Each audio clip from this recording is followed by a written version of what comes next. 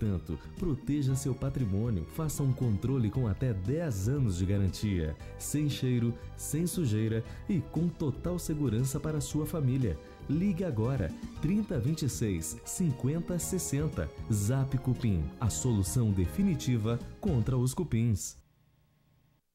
Só havia uma coisa que queria para o meu aniversário, mas receava que com o que ganhava como carpinteiro, não daria para comprar. Quando vi a caixinha, sabia que não era o que esperava. Mas o avião que papai fez com suas próprias mãos valeu muito mais. Foi uma mostra inesquecível do seu amor por mim. Daquilo que possamos dar, o de mais valor é o dar de si mesmo. Uma mensagem da Igreja de Jesus Cristo dos Santos dos Últimos Dias. O Laboratório Endocrimeta realiza exames de alta precisão em suas 15 unidades, contando com colaboradores que prestam um atendimento mais humanizado. A segurança e o diagnóstico são garantidos por sistemas informatizados e interfaceados desde o cadastro até a entrega dos resultados. Endocrimeta, sempre fazendo o melhor para você. 3224-1788. endocrimeta.com.br. Olá, tudo bem? Eu sou Laí Ribeiro, sou cardiologista, nutrólogo. Estou aqui para conversar com você sobre a sua saúde. Eu tenho 85 DVDs nessa área. Vou lhe apresentar alguns. Eu tenho aqui Envelhecer Sem Ficar Velho, Modulação Masculina, Modulação Feminina, Melhore o Seu Cérebro, Melhore Sua Vida e Mude Sua Alimentação, Mude Sua Vida. Conhecimento é poder. Você aprende, você vê a diferença que faz, você analisa e quando você for conversar com o seu médico, você vai saber dizer o que você quer. Porque hoje, suplementação faz parte da sua vida. É difícil você ter completa saúde sem fazer suplementação. O solo está contaminado, a água está contaminada, o ar está contaminado. Não tem jeito de você viver só da alimentação. Você tem que aprender a suplementar. Aqui está a linha para você. Tá bom? Boa sorte.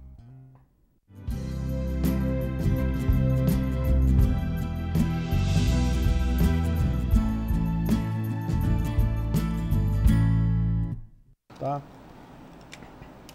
Nós estamos hoje aqui com a Clarice Luz, que é bióloga e tem um laboratório e trabalha com exames e hoje em dia com um diferencial que são exames salivares, e com o Vitor Sorrentino, que muita gente segue aí o Instagram dele, acompanha o blog e que a gente tem tratado muito de modulação hormonal. O objetivo hoje é falar um pouquinho sobre alimentos. No bloco passado, a Ana interrompeu, Clarice, a gente estava falando dos testes alimentares. Tá? Deixa eu só fazer uma diferenciação, até porque assim, tem muito colega médico que também faz essa confusão, e eu demorei um pouquinho a entender. Hipersensibilidade é uma coisa, alergia é outra, intolerância é outra. Intolerância à lactose. Parei de produzir lactase. Não adianta ficar dando microdose de leite, que é enzimático, o cara não vai mais produzir enzima. Eu já vi num programa de televisão dando microdose de leite para criança, pro coitado do gordinho. Ele estufava toda vez para no final do mês dar um copo de leite para ele. Não adiantou, é óbvio. Intolerância é enzimático. Hipersensibilidade é mediado por IgG, IgM e IgA. São imunoglobulinas que fazem uma reação, geralmente não é imediata, né? Vai acontecer, por isso que a gente disse que quando acontece normalmente do glúten, a pessoa não associa ao glúten, que é o que o Vitor falou, porque ele vai ter uma dor de cabeça, de repente uma enxaqueca, ou vai se sentir mal 2, 3 dias depois. Quer dizer, não é na hora. Vira todos os dias. A pessoa come todos os dias. E a imediata é mediada pela IgE, que é outro tipo de imunoglobulina, que esse aí eu não aconselho ninguém fazer teste de alergia, a não ser que seja dentro do hospital. Quer dizer, o cara que comeu camarão, ele vai ter um edema de glote. Então, esse aí é uma coisa relâmpago, né? O que a Clarice faz, justamente, no laboratório, é fazer um teste alimentar. Como é que funciona o teste alimentar, Clarice? Sabe por que a gente está perguntando isso, Clarice? Porque a gente conhece aquele teste que vai furando o braço, vai vendo alergia. Eu confesso que esse de furar o braço nunca me animei. Mas eu estou vendo que o teu é bem diferente, né? É que assim, ó, o teste esse que era feito com microagulhamento, ele na verdade testava vários tipos de alergenos, né? Então entra poeira, entra ácaros, né? Outras coisas que não estão relacionadas necessariamente com os alimentos. Então era uma gama de alergenos que você testava tudo, né? E aí aqueles que você era sensível, ele causava um eritema e tal, e aí, né, dizia, você não pode usar tal coisa, tem que eliminar cortina, tapete, porque você tem alergia a ácaro. Mas o que a gente fala aqui, na verdade, não é aquela alergia do externo, é a alergia, né, do interno, é aquilo que a gente consome e não tem ideia que isso está provocando uma reação imunológica que é provocada justamente pelas IgGs que são liberadas, né, por reação, né, contrária ao alimento que a gente está consumindo, né? O nosso teste, como eu tinha falado no bloco anterior, assim, ele testa 60 alimentos da mesa brasileira. Então, assim, não é nada lá de fora, é o que nós consumimos aqui. E para fazer o teste, né, como eu já tinha dito também, não precisa ter a solicitação médica. Se eu tenho curiosidade de fazer o teste, eu quero chegar no laboratório, eu posso fazer. O método é extremamente simples. Então, assim, tem um kitzinho, né, de coleta, que é esse aqui. E dentro desse kitzinho tem um tubo, onde ele deve ser, na verdade, preenchido de saliva. Ou seja, quando o indivíduo tem uma boa salivação, ele abre o tubinho e, né, secreta direto até encher o tubo de saliva. Quando a gente vai fazer o teste para a criança, é um pouquinho mais complicado, porque a criança normalmente não sabe cuspir e tu não consegue o volume mínimo para o teste, que são 3 ml de saliva. Então a gente utiliza um suavezinho de algodão, né, que ele usa, coloca debaixo da língua o rolinho de algodão. É uma coisa extremamente simples, inclusive a gente já testou até em bebês de 3 meses de idade. Eu ia te perguntar a partir de que idade a gente pode fazer, porque eu duvido mãe que não queira saber o que pode fazer para melhorar a qualidade do filho. Né? Deixa eu falar uma coisa. Não é a partir de que idade a gente pode fazer, a gente deve fazer. Deve. Hoje é uma melhorar a qualidade do Mas filho. hoje é obrigação. Obrigação, a gente Assim, saber qual é o alimento. Depois eu vou explicar como que o alimento consegue gerar uma doença, um problema de tireoide, diabetes, a distância, né? Vai começar a me alimentar disso hoje e eu vou desenvolver tal doença na vida adulta. Ou seja, se eu não souber qual alimento eu posso ou não posso dar para meu filho, eu estou condenando ele a ter uma doença X no futuro. E é certeza, não é mais alguma coisa. Precoce, né? É? Exatamente. E assim, o que, na verdade, assim, a gente testou com bebezinhos de 3 meses. Agora, a única condição limitante para crianças, bebês, na verdade, é que ela não pode estar ainda sendo amamentada. Porque como, né, você faz a determinação de uma imunoglobulina, quando o bebê mama no peito, a imunoglobulina da mãe passa para o bebê. Então, você pode estar pegando uma reação cruzada. Então, tu só pode fazer com bebês que já foram, né, desmamados, no caso. Então, assim, ele é simplesinho, coloca debaixo da língua, deixa encharcar, na criança põe aqui assim na bochecha, né, o rolinho de algodão, encharcou o algodãozinho, usa a seringuinha que vem junto no kit só para colocar o algodãozinho aqui e apertar o algodão para tirar a saliva. Vai fazendo até encher? Sim. Sim. Até conseguir 3 ml. A única dificuldade é tirar de dentro da boca da criança, né? Até que não. A gente tem coleta no laboratório direto. Bota com um ganchinho. Que as mães têm um pouquinho de medo que o bebê vai engolir o algodão, mas na verdade tu posiciona de tal maneira que ele não consegue levar a língua e tirar. Então você pega bota uma luvinha, vai lá, tira, faz isso aqui. Assim, em minutinhos, né, você consegue o volume que a criança baba bastante. E o mais interessante assim, é que as mães muitas vezes sabem que a criança está apresentando problemas, né, não quer se alimentar, ou tem problemas de pele, ou, né, outros, né, inchaços na barriguinha e tal. E elas desconfiam de um determinado alimento e quando a gente faz o teste, o resultado às vezes vem completamente diferente do que a mamãe imaginava. Do que a minha mãe imaginava e do que o médico imaginava. Do que o médico imaginava. Esse é o problema. Exatamente. Porque a maioria dos médicos, infelizmente, não conhecem. Até porque a gente não tem uma aula de nutrição na faculdade. Se tiver uma, é muito. Ou seja, a gente não dá bola para alimento.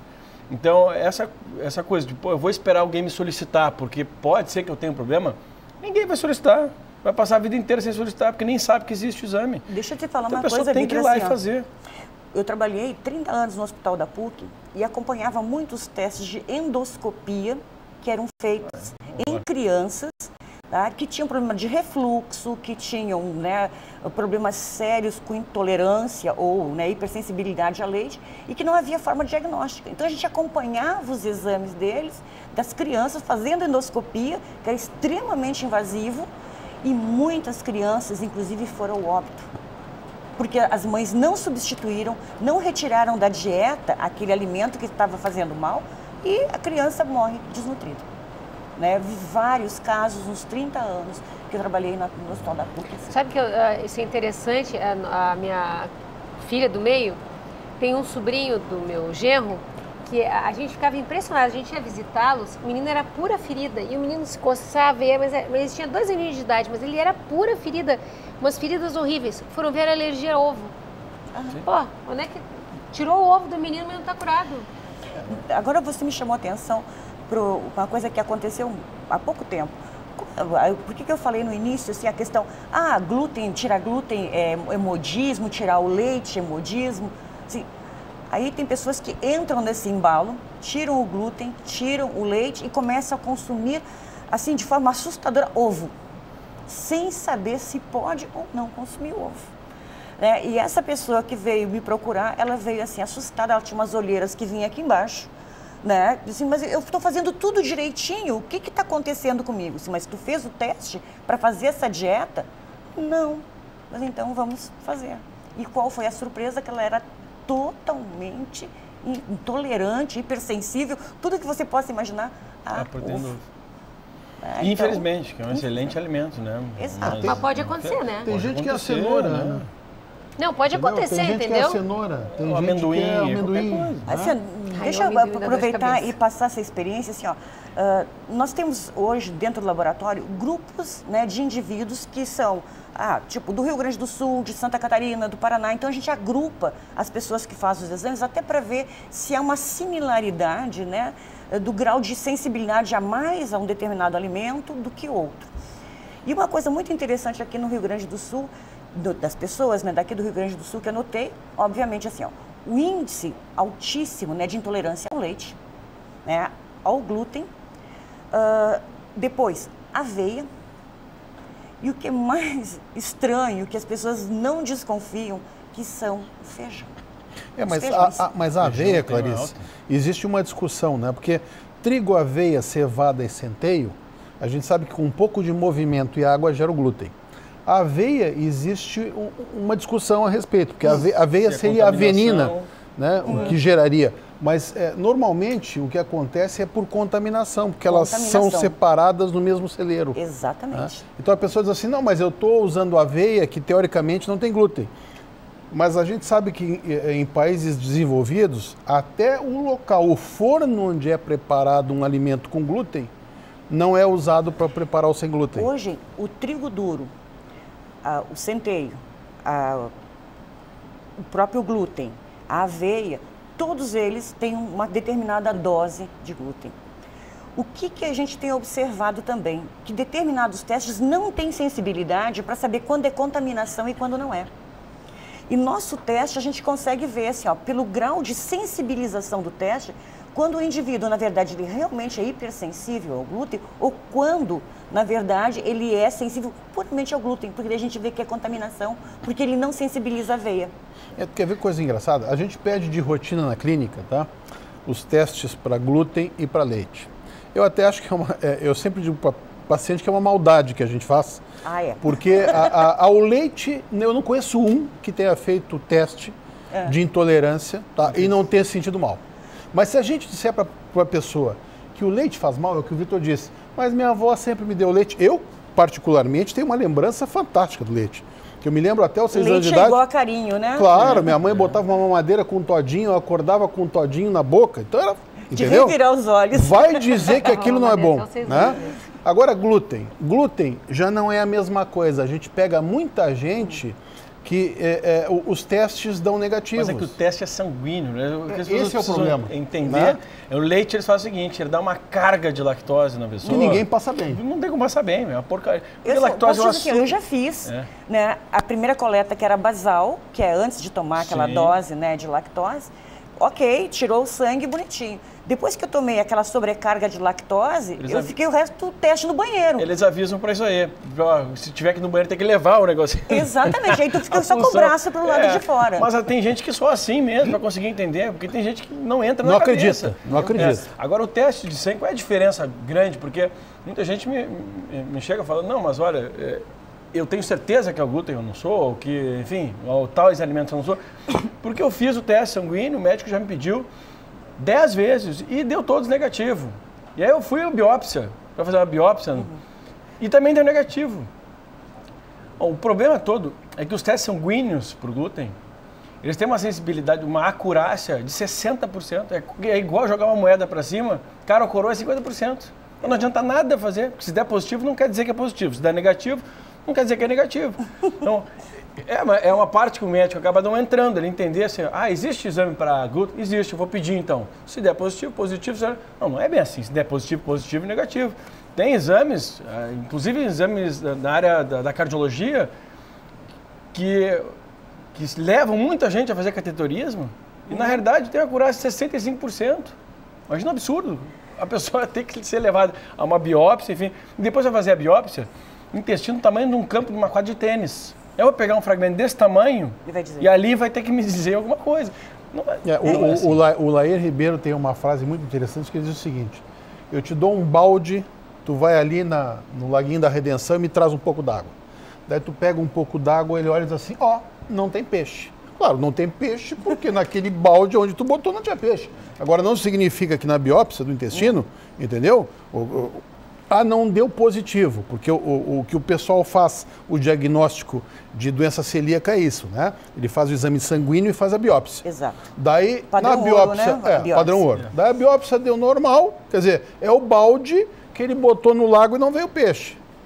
Agora é bom fazer mais uma biópsia.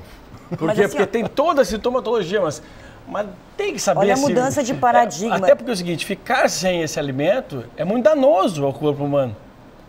A gente só pode ser isso, porque ficar sem um alimento tóxico ruim é tão ruim que eu vou ter que testar mesmo para ver se faz mal. Porque se fizer mal, ele vai ter que, coitadinho, viver sem esse alimento, que é uma porcaria para a saúde dele. Talvez aí, Vitor, você possa me ajudar no seguinte ponto que eu sempre tenho batido ultimamente, que é o seguinte: até há pouco a medicina é assim, ou você tem a doença ou você não tem a doença.